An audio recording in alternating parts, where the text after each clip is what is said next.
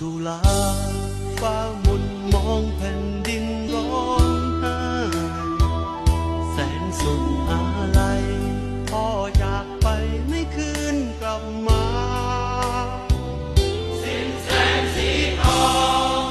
ที่เอ่ยสาดส่องทั่วฟ้าทั่วภาคสุธาน้ำตาของไทยไหลพ่อคือร่มโพศูนย์รวมใจของไทยทั้งชาติใต้เบื้องบาทพวงประชาไพร่ฟ้า